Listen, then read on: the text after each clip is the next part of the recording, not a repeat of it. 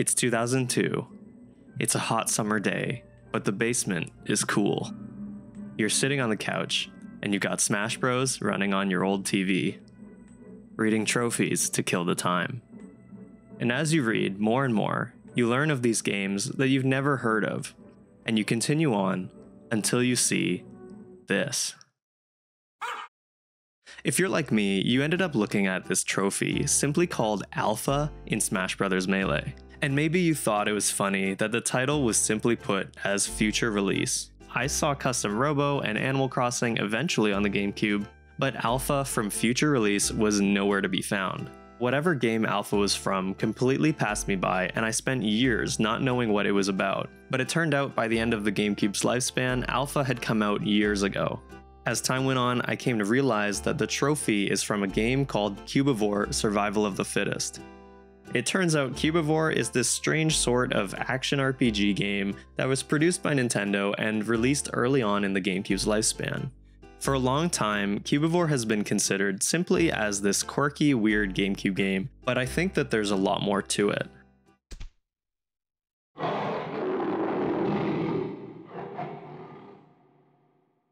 The game seems to be credited to a studio called Saru Brune, which was funded in part by Nintendo, but went defunct after Cubivore was finished. Saru Brune was brought on before the GameCube in order to bolster the N64's slim game library. The Marigold Management Company, owned partially by Nintendo, would lead to a few notable studios being created, like Noise, who made the Custom Robo games. So, Cubivore itself was originally in development for the 64DD, but as that failed, it got moved to the GameCube. It seems that Nintendo of America didn't really believe in Cubivore, because Atlus would end up scooping the game and creating a localization for it in North America. After it was released, its less than stellar reception meant Atlus never made more copies. I remember hearing somewhere that there's only about 10,000 North American copies of Cubivore, which is next to nothing for a North American published game. Because of this history, Cubivore is one of the GameCube's most expensive titles and can fetch you over $500 online. Honestly, I don't really care how rare or expensive games are. I'm more interested in actually getting to know them. But I still felt like I had to address the rarity angle, since that's probably what most people know Cubivore for these days. If every game could be downloaded on a virtual console or something, that would be perfect, but unfortunately, Cubivore has never been re-released. The GameCube is probably my favorite game system ever created, and I finally managed to track down a copy of Cubivore to call my own. I thought it would be the best time now to take a real dive and answer the question, what even is Cubivore?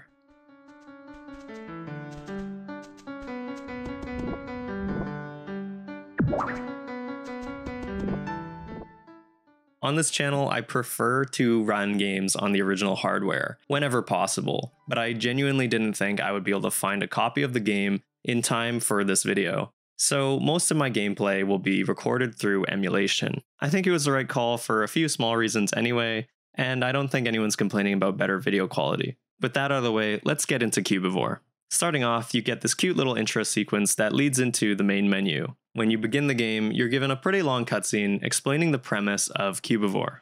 The entire world is occupied by these creatures that they call Cubivores. They're all colored red, yellow, blue, purple, or gray. But one day, there's this gang of colorless Cubivores that decide to take over and run rampant in the wilderness. The game says that they're stealing the wilderness away from the wild and turning it into these pieces of power called raw meat. Wilderness is sort of a physical concept of the wild, not a specific thing, but without it, the world wouldn't exist.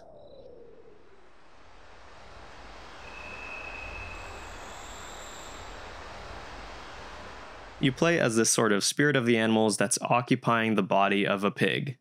You wake up with one goal: eat and become king of the Cubivores. That's it.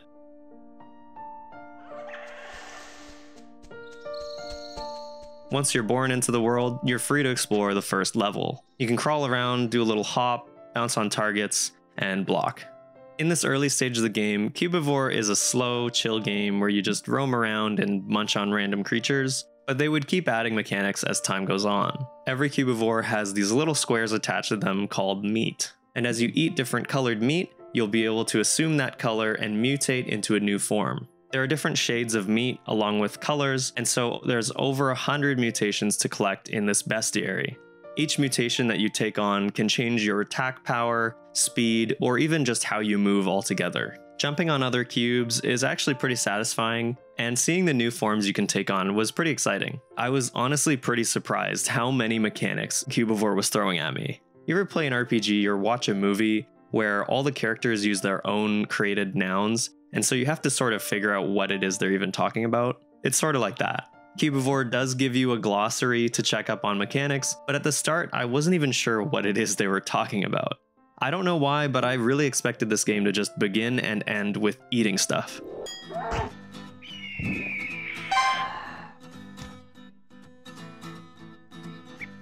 So far, Cubivore's moment-to-moment gameplay hasn't exactly been mind-blowing, but I think now is a really good time to talk about its most important aspect. I think it's time we acknowledge the aesthetics of Cubivore. The game has got this hyper-minimal style where everything is represented with abstract rectangles. In every level, dense woods are represented with blocks, and clouds are too. Even splashing puddles are squares. It's really impressive how they carried this look to its natural extreme. I gotta say, I specifically love the cube's sun and moon.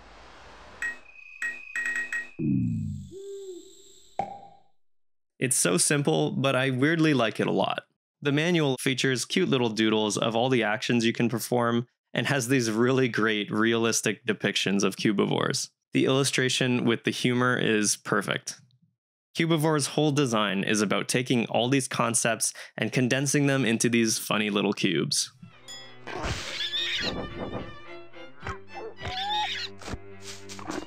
While we're at it, I'd also like to talk about the music too.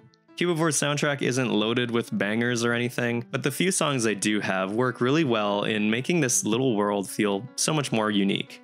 It looks like the guy that's mainly credited for the music in Cubivore was part of a really influential band in Japan. It should be unsurprising then that Saru Brune had a hand in creating some interactive art back in the 90s.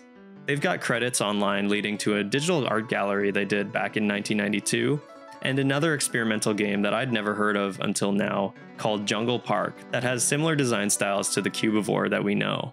They really swung for the fences with Cubivore's design aesthetic, and I think that, at least in a visual way, the variety and creativity that they express with something as simple as a bunch of cubes is so unique and interesting. The variety of animals and mutations are each so fun to look at and look amazing when put onto a design. I feel like the Cubivore animals have these really good iconic looks that can be really applied to anything. If there's anything about Cubivore that succeeds at its goals, it's absolutely everything to do with its aesthetic.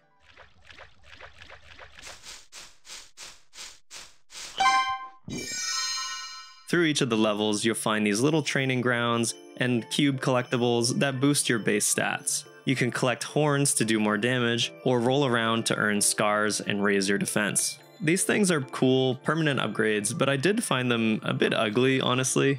But maybe that's the point.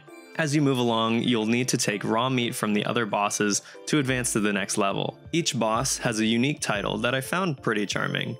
They range from things like CEO Beast all the way down to Cub Scout. Once you take them out, you get raw meat, and you can enter these heart caves to find a mate and earn another limb. You enter the cave, you get a set of mates, and then you get a chance to produce different kids. The kids take on an assortment of mutations, and you can pick which one you want to respawn as in the next generation. It also says that you can easy mutate into them. You can press the D-pad to cycle through different mutations that you've unlocked. I would just forget it was even an option.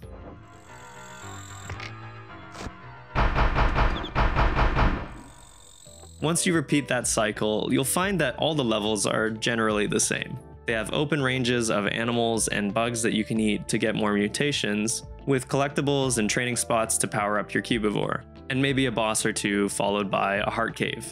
As I went along, I wasn't really sure what was going on, but I would just grab the seemingly strongest color mutation I could find and use that to beat the boss. I went from 1 limb to 2 to 3. As it went on, I assumed that I would just get 6 pieces and that would be the end of the game. Until I got my 3rd piece of raw meat.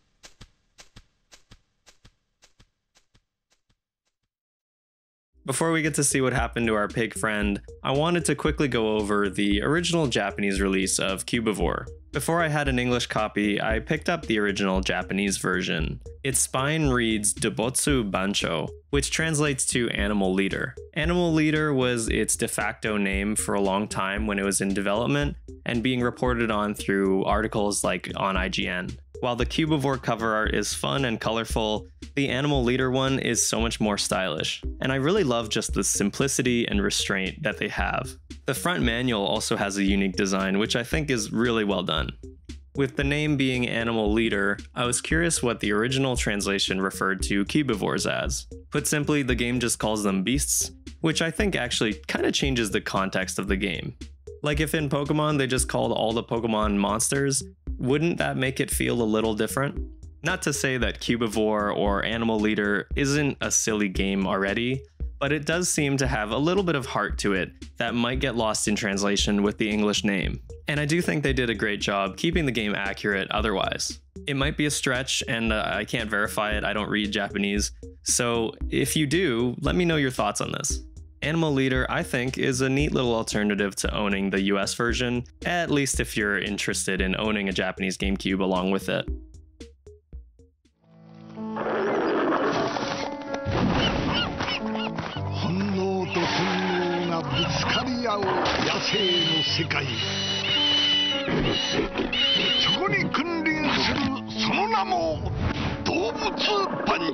Nintendo Gamecube 動物番長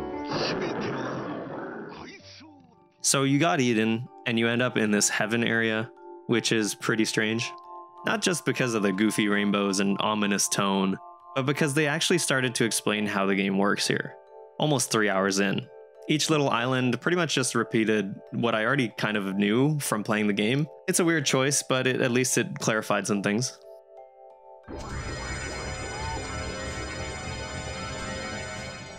After the pig Cubivore was eaten, your spirit was reincarnated as a bear. The bear is functionally identical to the pig, but now you play through a new set of levels in a sort of second act. I thought it was a really cool idea to have generations of animals to continue as you make your way to becoming the king of Cubivores.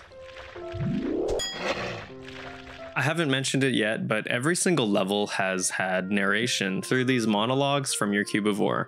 While most of them are just random mumblings about eating stuff or loose definitions of what to do, once in a while they might say something interesting. When you fall asleep at night, you get a short poem that's usually about the level's boss, but also sort of about nothing. It's such a strange mechanic, but it's just another thing that makes Cubivore a little more special. Other than some slightly harder level design and a new narration, the bear section is pretty much the exact same as the pigs. In no time, I was full of raw meat and at the end of the bear arc, which was immediately followed by a bird arc. When you're in heaven again, you're introduced to Clash and Rage color beasts. They're the strongest type and pretty much replace all the other types in terms of usefulness. At this point, you're nearly fully upgraded, so it's a good time to talk about how the combat has evolved.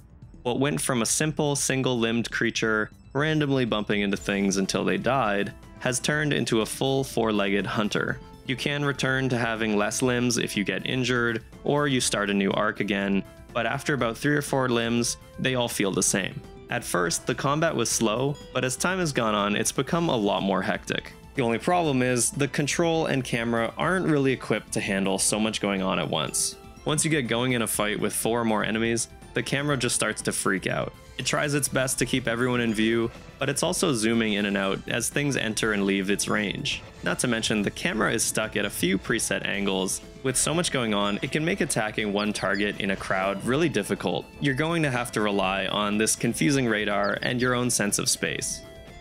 Later in the game, they start chucking these gray wolf enemies in nearly every encounter. These guys are the worst. They are fast, group around you, and can howl at you, which causes your Cubivore to jump and reset the charge of your attack. Even a light hit can cause you to lose your control and have to restart your pounce. Your current mutation can also play a big part in the difficulty. Blue mutations are good at pouncing from range, red mutations can dodge and jump really far, yellows are slow tanks that block well, purple can walk backwards and dodge, and gray is the fastest with a good dash. You would imagine that these colors are all good for their own reasons, but the gray Cubivores are by far the best.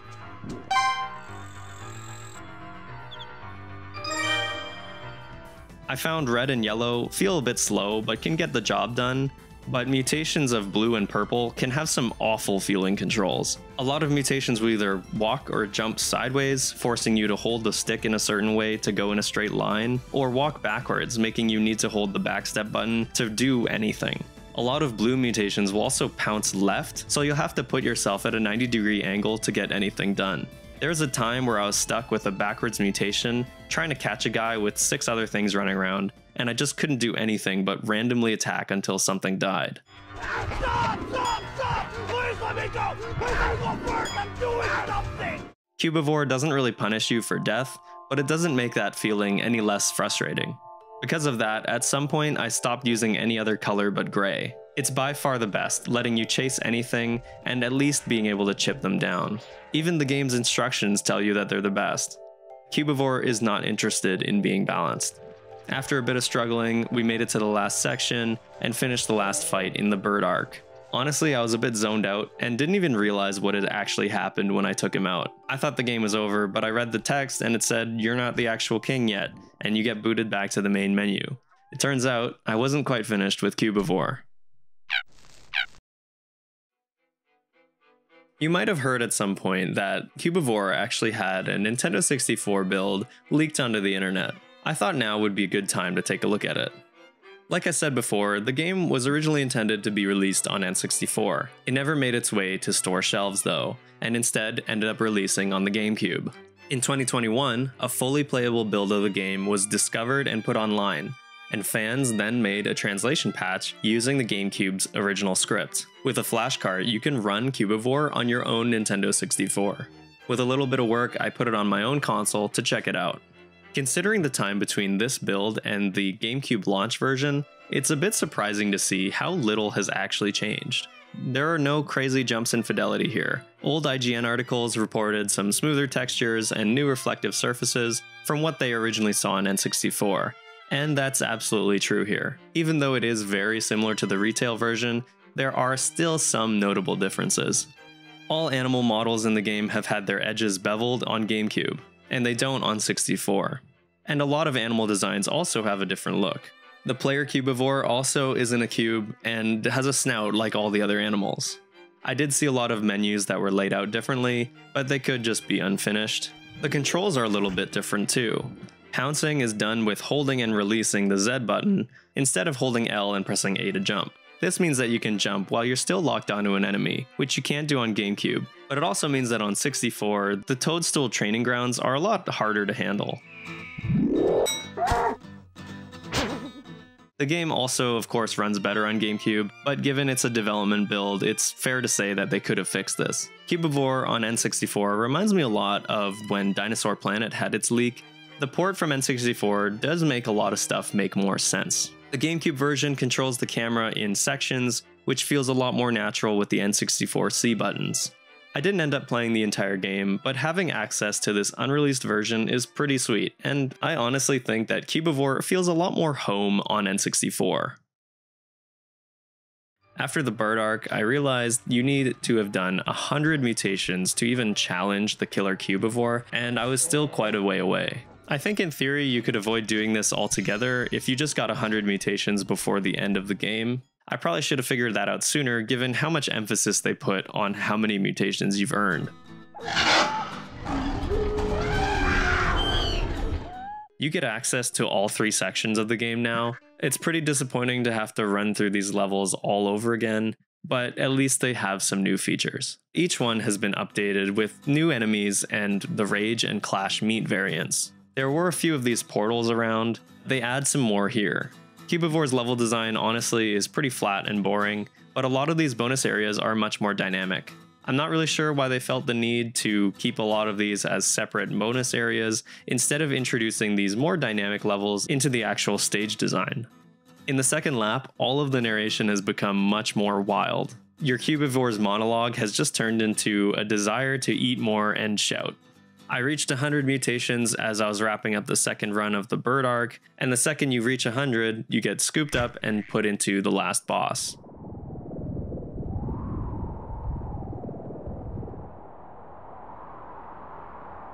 After grinding all of these mutations, the last boss was actually pretty easy. At this point, my stats were pretty much maxed out, and I had a dozen of these revival fruits, so I was basically unkillable. At first, you have to take out all of the bosses from the main game. This sounds like a problem considering my trouble with large crowds in Cubivore, but you can split them up pretty easily because the arena is so large. Once you take out all the bosses, you fight the 4 Divine Beasts. Diva Beasts. They're pretty easy to take out one at a time. Again, the stats are just so maxed out, they can't do anything to me. And the same can be said about the killer Cubivore. I just went blow for blow with him until he ran out of health.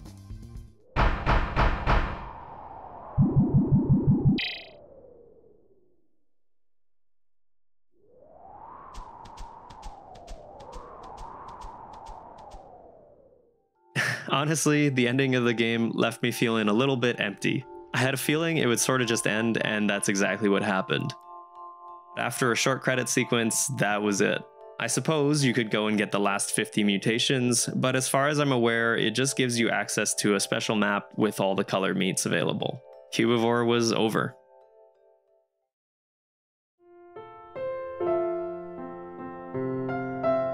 What is Cubivore? Well, it's a stylized action RPG where you run around and eat animals, and you become king of the wilderness. But after that, I found myself asking, what does Cubivore mean? Maybe I'm making assumptions, but I feel like the people working on Cubivore have to have had some sort of intentions and thoughts about the themes and concepts that they're portraying here. There's so much writing through Cubivore's monologues that I can't really accept that this is just some silly game that they didn't put any thought into. At the very least, it's an exercise in merging graphic design and game design, but that just doesn't answer all the questions. Why are all the boss Cubivores named after mundane occupations? Why do you end up in cube heaven after every generation? And why does the ultimate at the end of the game look like a human? I think on some level you could take this game apart and establish some narrative themes. Things like reclaiming the wilderness is like a theme, or tearing down structures of corporations or something, I don't know. I think there's more to Cubivore, it's just not interested in telling you what that is. It's hard to say if I would be thinking this way if Cubivore or Animal Leader wasn't so obscure, but I think that there's something more here. Sometimes I think it's fun to dig a little deeper into the art we consume, even when it's maybe not suggesting we do so. I genuinely feel like there's more to this game than its reputation lets on. I'm just scratching the surface here, but I wonder if you've played the game, do you have a different reading, or is it really just some silly animal cube game?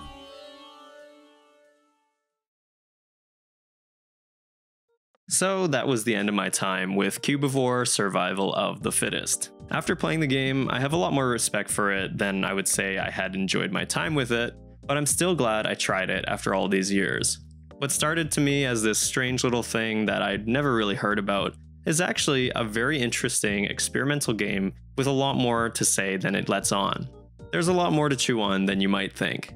My biggest issue after finishing the game is just how inaccessible it is. Games like Cubivore are meant to be experienced, but the secondhand market literally could never keep up. There just aren't enough copies to go around. And until the day this gets released on some sort of digital service, emulation is the way to go. And it kind of sucks because I think Cubivore would connect with a lot more people today than it ever would have in 2002. Whether you want to believe that there are some overarching themes, you can't deny that the design and style of Cubivore is so unique, and there's just nothing like that even today. Cubivore is an experimental itch.io game that Nintendo themselves had a hand in creating, and I think that's just awesome. I hope that you enjoyed this video, and if you did, please let me know down below, leave a comment, and subscribe. Doing all that stuff keeps me motivated and shows the channel to more people that might be into this sort of thing. Thanks again, and I'll see you next time.